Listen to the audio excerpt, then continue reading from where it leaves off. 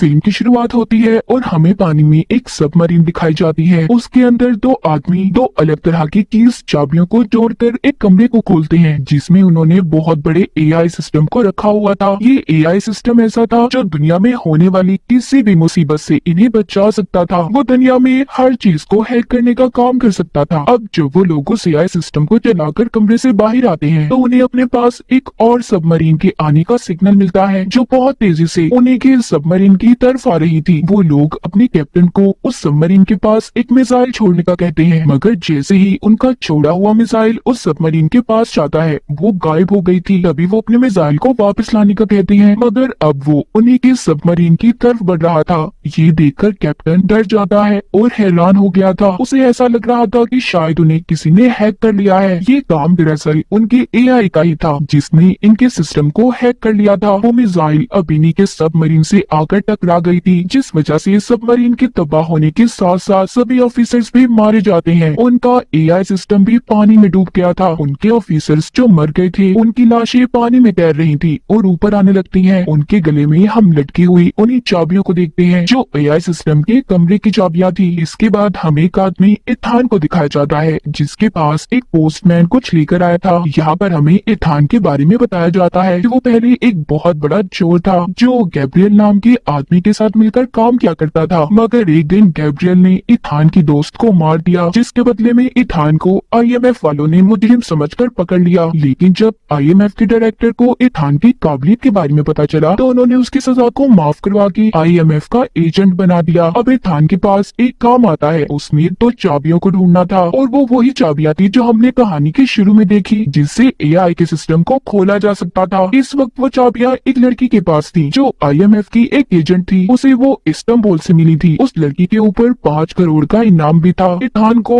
अब वो चाबियां किसी भी कीमत पर ढूंढनी थी। दूसरी तरफ हमें वही लड़की दिखाई जाती है जिसके पास चाबियां थी। वो रेगिस्तान के इलाके में कुछ आदमियों से लड़ रही थी जो उसकी जान के दुश्मन थे। वो अपनी स्नाइपर गन से उनका मुकाबला करती है। तभी उसकी मदद करने वहाँ पर इथान भी आ गया था, लेकिन उस लड़की के पास जैसे ही इथान जाता है वो लड़की मर गई थी। इसके बाद हमें एक मीटिंग दिखाई जाती है जहाँ पर सभी आईएमएफ के ऑफिसर्स बैठे एक एजेंट से मीटिंग कर रहे थे। वो एजेंट इन्हें यहाँ पर एक एआई सिस्टम के बारे में बताता है जो अब खुद से काम करने लगा है। इनको बहुत सी तबाहियों के रिकॉर्ड्स भी मिले थे, मगर कहीं पर भी एआई का नाम नहीं था कि उसकी वजह से ये सब कुछ हो रहा है। मगर वो एजेंट बताता है कि वो एआई अब खुद से काम कर रहा है। वहीं पर अब आईएमएफ के डायरेक्टर इनसे बात करते हैं और बता कि रशिया अपनी 2 अलग अलग किस्म की चाबियों को ढूंढ रहा है जिससे वो अपने एआई सिस्टम को कंट्रोल कर सकते हैं, जो उन्होंने कई सालों पहले बनाया था। अगर उन्हें वो चाबियां ना मिली तो दुनिया में बहुत बड़ा खतरा आ सकता है। लेकिन ये चाबियां किस लिए और इनसे क्या खोला जा सकता था, इस बारे में इन्हें अब तक कुछ भी नहीं पता था। लेकिन दुनिया में जितनी भी एजेंसीज हैं सब उन चाबियों को ढूंढ रही है। शायद उससे एआई सिस्टम को कंट्रोल किया जा सकता है जिससे पूरी दुनिया के सिस्टम को हैक करके तबाह किया जा सकता है। वो बताते हैं इन चाबियों का एक हिस्सा हमारे एजेंट को मिला था जिसको लेने हमने इथान को भेजा था, मगर अभी तक उसका कुछ पता नहीं चला। तभी यहाँ पर एक एजेंट आकर आईएमएफ के डायरेक्टर को एक मास्क देता है और वहाँ पर जहरीली गैस को छोड़ देता है जिससे सब बेहोश हो गए थे। बस वो एजेंट और डायरेक्टर ही बचे थे। वो एजेंट दरअसल असल में इथान था। डायरेक्टर उससे पूछते हैं तुमने ऐसा क्यों किया। इथान उन्हें बताता है कि मैं उसी लड़की एजेंट के पास गया था जिसके पास से मुझे ये चाबी मिली। मैंने ये चाबी ले ली और मैंने उसे मर जाने का नाटक करने का कहा ताकि जो भी लोग उसके पीछे पड़े हैं वो हट जाए और उसकी जान बच जाए। वो अपने डायरेक्टर से कहता है इस चाबी का दूसरा हिस्सा ढूंढने के बाद ही एआई सिस्टम को खत्म कर दूंगा। ये सुनकर डायरेक्टर कहते हैं तुम जानते हो कितनी एजेंसीज उस एआई सिस्टम के पीछे पड़ी हैं। वो कहता है हाँ मैं जानता हूँ और मैं ये भी जानता हूँ अगर किसी भी एजेंसी ने उसे हासिल भी कर लिया तो वो इतना खतरनाक है उसे कोई भी कंट्रोल नहीं कर पाएगा जिससे दुनिया में तबाही फैलेगी। इसीलिए मैं उसे खत्म करना चाहता हूँ। अब कुछ दिन के बाद हमें दुबई एयरपोर्ट को दिखाया जाता है। एक ऑफिसर जो अपनी टीम के साथ इथान को ढूंढ रहा था क्योंकि उसे पता चल चुका था कि चाबी का एक हिस्सा इथान के पास है। उन्हें इथान मिल जाता है मगर देखने पर वो इथान नहीं था क्योंकि वहाँ पर जो इथान के साथी थे उन्होंने सारे कैमरा सिस्टम को हैक कर लिया था जिससे उस ऑफिसर को चलता हुआ हर आदमी इथान नजर आ रहा था। उधर दूसरी तरफ इथान जो एक आदमी के पास पहुँचता है जिसके पास चाबी का दूसरा हिस्सा था, मगर अब वो चाबी एक लड़की चुरा कर भाग जाती है। उसके बारे में इथान के साथी जब पता करते हैं तो इन्हें पता चलता है कि लड़की जिसका नाम ग्रेस था वो बहुत ही मशहूर और चालाक चोरनी थी। उस पर बहुत से इल्जाम भी लगे थे। तभी एयरपोर्ट पर इथान के साथी को एक बैग पर शक होता है। जब वो उसे खोलकर देखता है तो उसमें बॉम्ब था। ये उस बॉम्ब को अब डिफ्यूज करने की कोशिश कर रहा था ताकि वो यहाँ पर किसी को भी कोई नुकसान न पहुंचा सके। उधर इथान को एयरपोर्ट पर ग्रेस भी मिल जाती है। वो ग्रेस से उस चाबी को ले लेता है और एक लाइटर देकर ये वादा करता है कि मैं जानता हूँ तुम एक बहुत बड़ी चोरनी हो। अगर तुम यहाँ से सही सलामत निकलना चाहती हो तो तुम्हें मुझे ये चाबियां देनी होंगी और मैं तुमसे वादा करता हूँ मैं सही सलामत तुम्हें यहाँ से बाहर निकाल दूंगा। उधर अंदर इथान के साथी ने बॉम्ब को फटने से रोक लिया था, लेकिन ग्रेस वहाँ पर फिर से इथान को दोबारा से चूना लगाकर चाबियों को लेकर भाग गई थी और लाइटर उसकी जेब में डाल गई थी। तभी इथान जब ग्रेस को ढूंढ रहा था तो वो अपने सामने गैब्रियल को देखता है, जिसे देखकर वो डर गया था और उसे एयरपोर्ट पर खतरे का एहसास होता है। इसीलिए सबको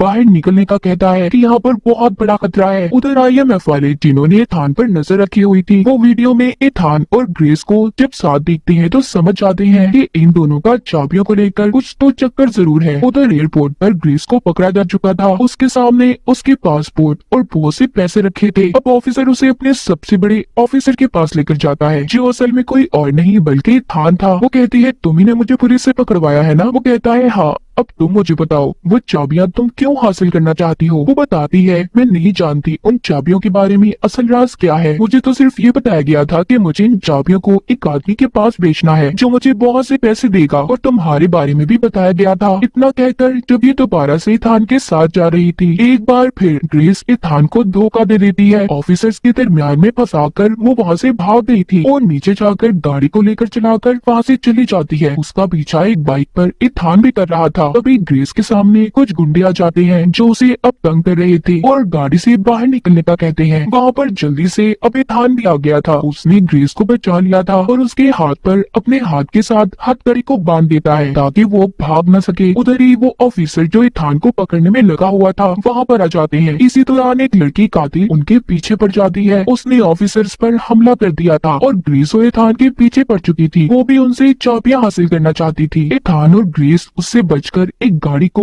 ऊंचे नीचे रास्तों से लेकर भगाते हैं। वो लड़की भी उनका पीछा कर रही थी। ये लोग जैसे तैसे उस लड़की को चकमा देकर निकल गए थे। ग्रेस को जब इथान आजाद करता है तो वो फायदा उठाकर गाड़ी के स्टीयरिंग के साथ इथान को बांधकर चली जाती है, जिसके बाद इथान किसी तरह आजाद होकर जब बाहर आता है उधर उसकी टीम के सभी लोग थे जो उसे ढूंढ रहे थे वो भी इथान को लेकर अपने ऑफिस में जाते हैं। यहाँ पर इन्हें पता चलता है कि एक लेडी जो बहुत अमीर है उसकी पार्टी में ग्रेस उन चाबियों को बेचने वाली है, मगर अब तक यहाँ पर ये कोई भी नहीं जानता था कि उन चाबियों से आखिर होता क्या है। इथान का एक साथी बताता है कि मुझे एयरपोर्ट पर एक बैग में बॉम्ब मिला था जिसको किसी AI ने डिजाइन किया। मुझे ऐसा लगता है कि वहाँ पर जो आदमी उस बॉम्ब को छोड़कर गया होगा वो AI का भेजा गया आदमी था। तभी यहाँ पर इथान को याद आता है कि मैंने उस दिन एयरपोर्ट पर गैब्रियल को देखा था जो अचानक से मेरी आंखों के सामने गायब हो गया। इसका मतलब AI ने मेरे चश्मे को हैक किया, तभी तो गैब्रियल मेरी आंखों के सामने से गायब हो गया और मैं उसे देख भी नहीं पाया। और मुझे वैसा लगता है कि AI ने गैब्रियल को ही चुना है अपने लिए, वो उसके लिए काम कर रहा है। मैं उसे बहुत अच्छे से जानता हूँ, मैं गैब्रियल के साथ काम कर चुका हूँ, वो बहुत खतरनाक है। यहीं पर इथान के साथ लेडी ऑफिसर भी उसके बारे में जानती थी। वो कहती है गैब्रियल के बारे में मैंने सुना है, उसे मौत का सौदागर कहा जाता है, वो किसी भी चीज से नहीं डरता। इथान को अब डर लगने लगा था। वो कहता है कि अगर AI हमें कंट्रोल कर रहा है और हम पर नजर रख रहा है, उसे ये भी पता है कि अभी हम इस वक्त यहाँ पर हैं, ये हमारे लिए बहुत बड़ा खतरा है। हमें किसी भी तरह AI के सिस्टम को दुनिया में फैलने से रोकना होगा। इसके बाद हमें एक पार्टी दिखाई जाती है जहाँ पर ग्रेस उन्हीं चाबियों को बेचने आई थी, जिसका सौदागर खरीदने वाला कोई और नहीं बल्कि गैब्रियल था। वहाँ पर वो कातिल लड़की भी थी जो इथान और ग्रेस के पीछे पड़ी थी। इसका मतलब ये भी AI के लिए काम कर रही थी। वहीं पर थोड़ी देर बाद इथान भी आ जाता है जिसे इस पार्टी के बारे में ग्रेस ने ही बताया था। गैब्रियल इथान को देखकर हैरान हो जाता है। यहाँ पर पार्टी की होस्ट आती है, वही अमीर लेडी जो एक ब्लैक मार्केट की डीलर थी, जिसके बारे में पहले ग्रेस ने इथान को भी बताया था। उसी ने ग्रेस को गैब्रियल को चाबियां देने का काम दिया था। वो आकर गैब्रियल से मिलती है। वो अमीर लेडी सबको बिठाकर बताती है कि उन कीज से जो सभी हासिल करना चाहते हैं उससे AI की एंटिटी यानी कि उसकी बुरी ताकतों को कंट्रोल किया जा सकता है, जिसके बाद इंसान दुनिया में कुछ भी कर सकता है। तभी इथान को ये बात समझ आ गई थी कि वो सभी जो यहाँ पर इकट्ठा है उसके पीछे भी एआई का हाथ है। वहीं पर अमीर लेडी ग्रेस से चाबियां मांगती है। वहाँ पर इथान अब उस लेडी से पूछता है कि तुम्हारा उन चाबियों से क्या फायदा होगा। गैब्रियल बताता है अगर ये लेडी इन चाबियों को बेच देगी तो आने वाले कल में और भी अमीर हो सकती है, जिससे इसे बहुत से फायदे होंगे, इसे बहुत से पैसे मिलेंगे और जिसके बाद हम एआई सिस्टम को भी कंट्रोल कर सकते हैं। इथान कहता है आज जो हम यहाँ पर जमा है वो एआई की वजह से है। वो चाहता है कि उसकी चाबियों से गलत काम किए जाए। वो एआई सिस्टम ये भी जानता है कि उसे मुझसे खतरा है, तभी वो ग्रेस को चाबियां देने से मना करता है कि गलत हाथों में चाबियां कभी मत देना, जिससे बहुत बड़ी तबाही आ जाएगी। अब वो ग्रेस को इशारा करता है और उधर तभी बहुत बड़ी लड़ाई शुरू हो गई थी। सभी को चकमा देकर इथान और ग्रेस वहाँ से भाग गए थे, लेकिन ग्रेस इथान को एक बार फिर धोखा देकर अकेला ही छोड़कर गैब्रियल के पास उन चाबियों का सौदा करने चली गई थी, क्योंकि उसके भी दिल में अब पैसों का लालच था। इथान जल्दी से अपने साथी से राब्ता करता है और ग्रेस की लोकेशन का पता करने का कहता है। तो उसका साथी जब अपने कंप्यूटर पर काम कर रहा था तो वो एकदम हैरान हो जाता है, क्योंकि बिना बोले ही इथान के पास उसकी आवाज जा रही थी। वो समझ जाता है कि एआई ने उनके सारे सिस्टम्स को हैक कर लिया है। इथान को जब इसके बारे में उसका साथी बताता है तो वो भागकर वहाँ से दूर चला गया था ताकि एआई उसे ना ढूंढ पाए। तभी वहाँ पर इसका पीछा करती कातिल लड़की आ जाती है जो अब तक इसका पीछा कर रही थी। इन दोनों के बीच में बहुत ज्यादा लड़ाई होती है, मगर वो उसे वहीं पर छोड़कर ग्रेस के पास चला जाता है जो एक पुल के पास थी, जिसके बारे में इथान के साथी ने बताया था, मगर उसे पहुंचते वहाँ पर देर हो गई थी। उधर पुल के पास गैब्रियल ने ग्रेस को धोखा दिया था। वो उसे चाबियां लेकर उसे बहुत मारता है और बदले में कोई भी पैसा नहीं देता। तभी उसकी मदद करने जब वहाँ पर इथान के साथी ऑफिसर आती है तो गैब्रियल ने उसे भी मार दिया था। इथान जब उनके पास पहुँचता है तो उस लेडी ऑफिसर की मौत हो गई थी, जिस पर वो बहुत दुखी था कि अगर वो जल्दी पहुंच जाता काश उसकी जान बचा लेता। अगली सुबह ग्रेस इथान के साथ थी। वो बताती है कि गैब्रियल अब वो चाबियां एक आदमी के पास लेकर जाने वाला है जो उसे उसका इस्तेमाल बताएगा कि कैसे वो एआई सिस्टम में काम कर सकती है, और वो सब लोग एक ट्रेन में उन चाबियों की डील करने वाले हैं। ग्रेस भी इथान के साथ उसकी टीम की मदद करने के लिए तैयार थी। इथान का साथी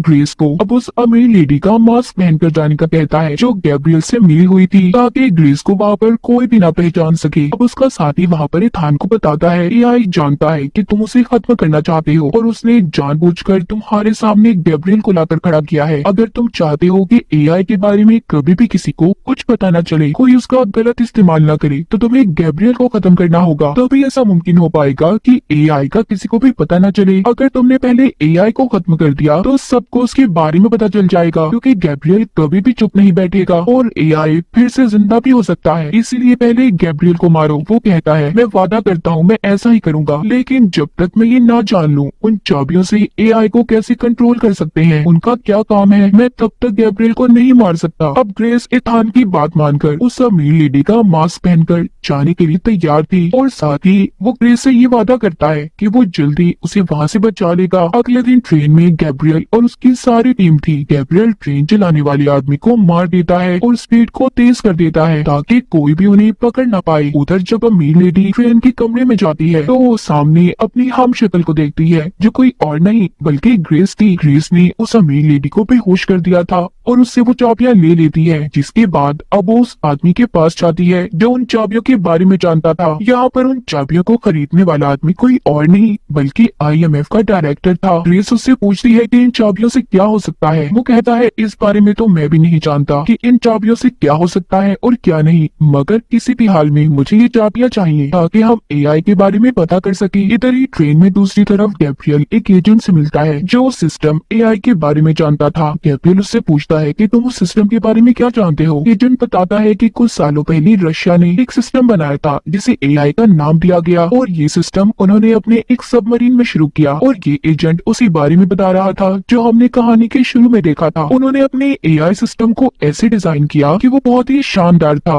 वो अपने बारे में खुद ही पता कर लेता था कि क्या सही है और क्या नहीं। इसी बात का फायदा उठाकर उस एआई सिस्टम ने उस सबमरीन को खत्म कर दिया। उसे ऐसे डिजाइन किया गया है कि वो खुद ब खुद अपने अंदर नई नई तब्दीलियां लाता है। गैब्रियल उस एजेंट से पूछता है इस बारे में और कौन जानता है। वो कहता है मैं, तुम और तुम्हारे पीछे जो लड़की खड़ी है, और कोई भी नहीं जानता। तभी गैब्रियल ने उस एजेंट को मार दिया था। गैब्रियल के पीछे जो लड़की खड़ी थी वो वही कातिल लड़की थी जो उसके साथ मिलकर काम किया करती थी। अब गैब्रियल उस लड़की को भी मारना चाहता था, लेकिन वो उससे बचकर भाग जाती है। इसी दौरान वो बहुत ज्यादा जख्मी हो गई थी। उधर दूसरी तरफ ग्रेस, जो अमीर लेडी का रूप लेकर IMF के डायरेक्टर से उन चाबियों का सौदा कर रही थी, पूछती है कि इसके बदले आप मुझे कितने पैसे देंगे। वो कहता है जितने भी तुम मांगो। ग्रेस जब उसके हाथ में वो चाबियां देती है तो IMF का डायरेक्टर खुश हो गया था। कहता है कि इससे पूरी दुनिया को तबाह किया जा सकता है। ये सुनकर ग्रेस डर गई थी। वो उन चाबियों को फिर से ले लेती है। वो जान चुकी थी कि इन चाबियों को किसी को भी गलत हाथों में देने से बहुत बड़ी तबाही हो सकती है। बाहर इथान को दिखाया जाता है जो एक बहुत बड़ी पहाड़ी पर अपनी बाइक पर था। उसका साथी उसे वहाँ से छलांग लगाने का कहता है जो सीधा ट्रेन में जाकर गिरेगा, और वो उसे पैराशूट पहनने का कहता है। इथान को यहाँ से छलांग लगाने से डर तो लग रहा था, मगर जब उसे अपनी एक पुरानी दोस्त और लेडी ऑफिसर की याद आती है जिसको गैब्रियल ने मार दिया था, मगर अब वो ग्रेस को ऐसे मरने नहीं देना चाहता था, इसीलिए उसे बचाने की खातिर वो कूद जाता है। ट्रेन के अंदर भी जो असल अमीर लेडी थी उसको होश आ गया था। इसी वजह से ग्रेस की असलियत भी सबको पता चल जाती है। वो जब वहाँ से भाग रही थी तो उस लेडी का एक आदमी उसे पकड़ लेता है और उससे उसने एक चाबी को छीन लिया था। जब वो उसे मारने वाला था, सही वक्त पर वहाँ पर ये थान आ जाता है, लेकिन वहाँ से वो चाबी अब गैब्रियल को मिल गई थी जो उसे लेकर अब ट्रेन की छत पर आ गया था। इथान भी उसके पीछे आता है। उन दोनों की ट्रेन की छत पर बहुत ज्यादा लड़ाई हो रही थी। वो एक दूसरे को बहुत बुरी तरह से मार रहे थे। तभी यहाँ पर वही ऑफिसर आ जाता है जो अब तक इथान को पकड़ने के पीछे पड़ा हुआ था। इसी बात का फायदा उठाकर गैब्रियल ने एक ट्रक में छलांग लगा ली थी। यहाँ पर उस ऑफिसर और इथान को ये बात पता चल गई थी कि वो ट्रेन को नहीं रोक सकते। इथान अब नीचे ट्रेन के अंदर जाता है जहाँ पर ग्रेस उससे माफी मांगती है और बहुत दुखी थी कि वो उसकी चाबियों को नहीं बचा सकी। यहाँ पर इथान उसको वो चाबी दिखाता है और बताता है कि लड़ाई के दौरान मैंने गैब्रियल से इस चाबी को चुरा लिया था, वो अब कुछ भी गलत नहीं कर सकता। ग्रेस बताती है कि ट्रेन को रोका नहीं जा सकता, ट्रेन के सारे इंजन को खराब कर दिया गया है। उधर हम गैब्रियल को देखते हैं जो अपनी जेब में चाबी के बजाय लाइटर को देखता है जो इथान ने लड़ाई के दौरान उसकी जेब में डाल दिया था। उधर अब ट्रेन में वो दोनों एक दूसरे को बचाने की कोशिश कर रहे थे। इथान ट्रेन के इंजन को सभी डब्बों से अलग कर देता है, जिसके बाद ट्रेन का इंजन तो पानी में गिर गया था और डब्बे जो पुल पर जाकर लगते हैं, जिससे पुल तबाह हो गया था। ग्रेस और इथान उन डब्बों पर चलकर अपनी जान बचा रहे थे। तभी इसी दौरान इथान उस कातिल लड़की को देखता है जो अब मरने वाली थी। ग्रेस उसकी मदद करती और उसे बचा लेती है। वो लड़की उनका शुक्रिया करती है कि इथान ने उसे जिंदा छोड़ दिया और माफी मांगती है कि वो अब तक गैब्रियल का साथ दे रही थी। इथान पूछता है क्या तुम इन चाबियों के बारे में जानती हो? तभी वो सबमरीन का नाम बताती है जो इन चाबियों का कोड भी था। इतना कहकर वो लड़की मर गई थी। इथान ग्रेस को सही वाले ट्रेन के डब्बे में छोड़कर, जिसमें अभी तक IMF का डायरेक्टर भी बैठा था और पैराशूट पहनकर नीचे उतर गया था, वहाँ पर ग्रेस IMF के डायरेक्टर को कहती है कि इथान आप पर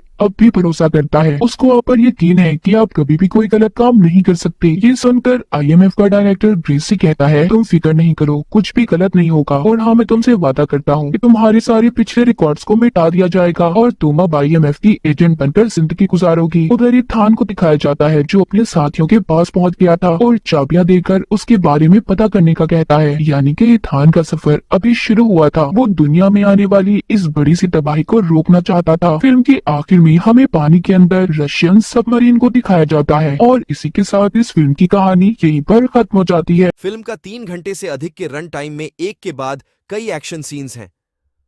स्क्रीन प्ले थोड़ी धीमी जरूरत है, लेकिन फिल्म में रोमांच है। खासकर अपने क्लाइमेक्स सीन में यह आपको स्क्रीन से बाहर कहीं भी देखने का मौका नहीं देता। टॉम क्रूज और फिल्म के डायरेक्टर क्रिस्टोफर मैकक्वेरी ने एक बार फिर अपनी अपनी सीमाओं को चुनौती दी है।